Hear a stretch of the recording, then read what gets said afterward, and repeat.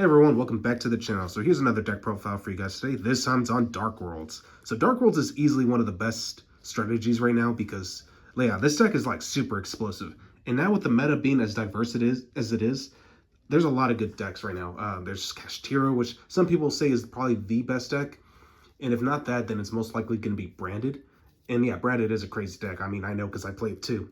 But now we also have Traptrix in the format. Traptrix got a huge boost in their new structure deck. So yeah, that deck is equally as scary. But what I also like that there's also some other decks that can compete too. We got Swordsoul still. We also have dinosaurs that are actually competing pretty well. So like, there's a lot of diversity. But Dark Worlds, yeah, it's nuts because the fact that it is a combo deck, it's just crazy explosive because a lot of their effects are not hard once per turns whatsoever. And yeah, there are ways you can kind of just loop their effects. So that's what I wanted to share with you guys today. I made a lot of changes in the main deck as well as the side deck, so hopefully you guys will enjoy this, and let's get started. Alright, so the main deck is 40 cards, starting off with 2 copies of Grapha. So what this card does is that if it's this card, you can target one, if I'm not mistaken, yeah, target one card your opponent controls, destroy that target, and if this card is discarded from the hand by an opponent's card effect, you can look at one random card at your opponent's hand. Then if it's a monster, you can special summon it to your side of the field. That may not come up very often, but the ability to keep popping cards out of your opponent's side of the field is pretty relevant. Next, 2 copies of Rainbow. So what this card does, if it's discarded, you can search out a level 5 or higher Dark World monster from your deck and add it to your hand. And you, of course, like Grapha, they both have a graveyard summoning condition. You can bounce back. Well, with Grapha, you can bounce back any Dark World card you control. Whereas Rainbow, it has to be a level 7 or lower Dark World monster you control into your hand. So yeah, both are pretty good in the fact that their summoning condition, well, their graveyard effects aren't really effects that activate. They're just summoning conditions. So like if your opponent Biz Dwellers you can still summon them off of their summoning condition. So it's pretty nice. Oh, before you're wondering, before I was running these at 3 each, but I decided to bump it down to 2 each simply because I wanted to add in some other cards. So, but yeah, just wanted to clarify that. Next up, 2 copies of, or I'm sorry, not 2 copies, 3 copies of Snow.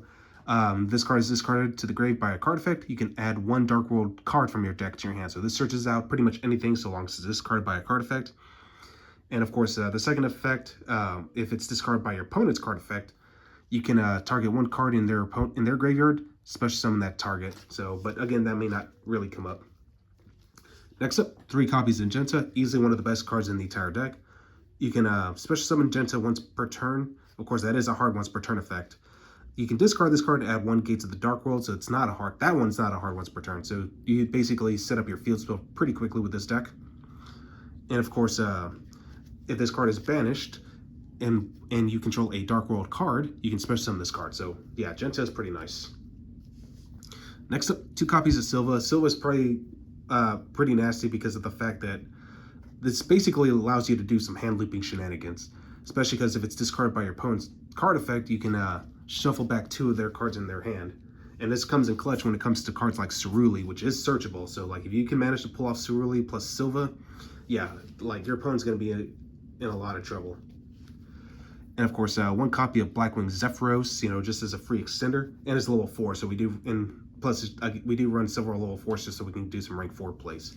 But yeah, this engine by itself is just so good. All right, so that pretty much rounds up the Dark Worlds into 1 Blackwing. Moving on.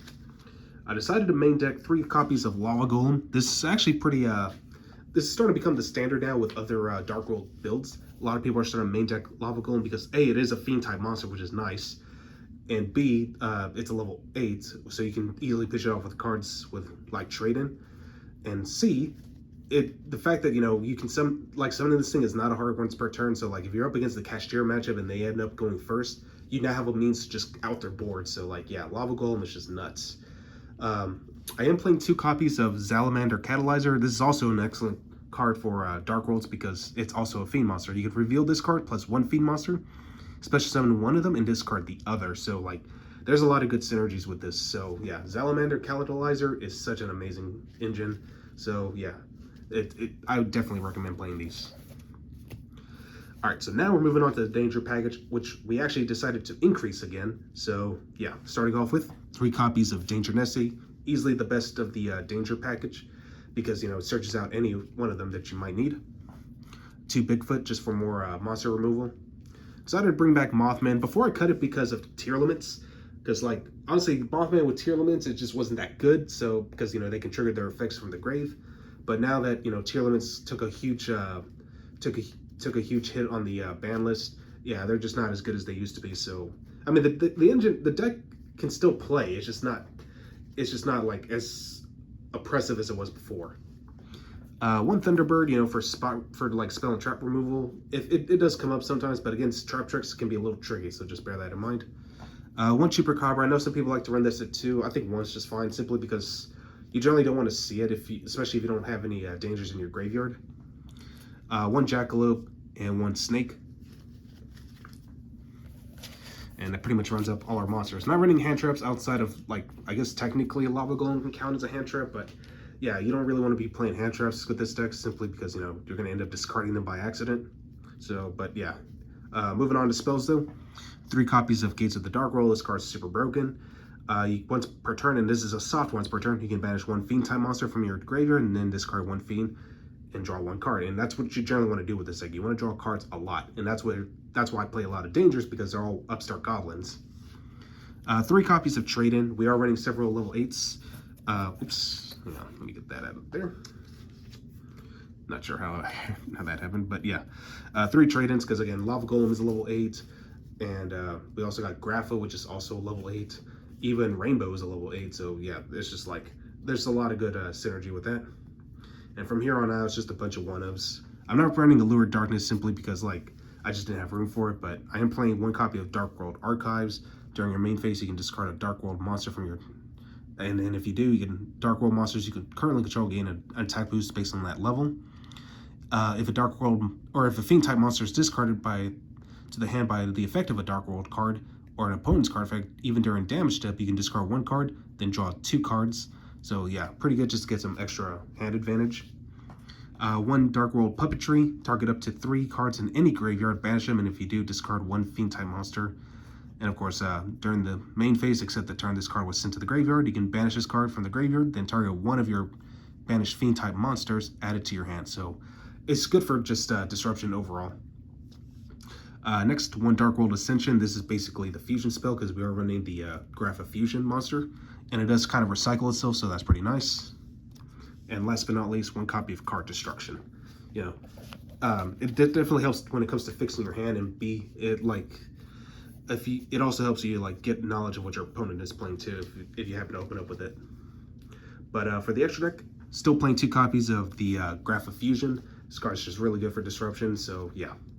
And of course, if it leaves the field and hits the grave, you can special summon the original Grapha Breakback. For links, 1 Mudcracker. This card's just super good. It's a monster reborn for fiends, but also allows you to discard a fiend-type monster. So yeah, good way to trigger more Dark World effects. 1 Dark, the Dark Charmer Gloomy. Pretty good against any deck that has dark monsters. So yeah. 1 IP Masquerena. Of course, not more Unicorn to go with it. Still playing Saryuja just because, like, again, I just like the ability to fix up my hand whenever I need to. 1 Appaloosa. Super easy to make in this deck because, like, you can easily flood the field with 4 monsters and just make a 4 material Appaloosa. 1 Axis Code Talker. Also running the 1 Underworld Goddess of the Closed World. 1 Abyss Dweller. 1 Baguska. 1 Hope Harbinger. 1 Dingirsu, only because I don't have the one that draws 3 cards. And finally, to round up our Xyz lineup, 1 AA Zeus. So yeah, that's pretty much the entirety of my extra deck. So nothing really changed from that. So, but yeah, it's still it's just fine. Now the side deck, this is where things get a little spicy. Against the Traptrix matchup, 3 copies of Denko Sekka. This is also pretty good against Labrinth too, because they're also a back row heavy deck. But Denko Sekka is just super good because, like, considering my deck doesn't really normal summon all that often, if not ever. But if I decide to side in my Denko Sekkas, I can just drop this. They can't activate their back row. So yeah, Denko Sekka is just super good. And I'm starting to see this a lot in other Dark World decks. I decided to keep Chaos Hunter in my side deck as well. I was going to switch this off with Nibiru, but I feel like against, like, again, dinosaurs, because I do have several dinosaur players at my locals, Chaos Hunter is pretty good. And it's also pretty decent against the Kashtira matchup, so I figured why not. I'm also running my Dark Ruler No Mores, just in case too, you know. For other back row, Cosmic Cyclone, this is primarily for Traptrix because now that they have a Traptrix Arachnicampa, they can easily protect their back row. Same thing with Lord of the Heavenly Prison, it protects them from destruction, but not by banishment. So yeah, Cosmic Cyclone is just really good against that matchup. And again, and Skill Drain is just a generic floodgate because like if I feel like I could just like win with the Dark World monsters by themselves, you know, Skill Drain will definitely help out a lot because yeah, like a lot of decks kind of lose to this. So yeah, I figured, you know what, this is pretty good, right? Well, anyway, hope you guys enjoyed this, and I will catch you guys again next time.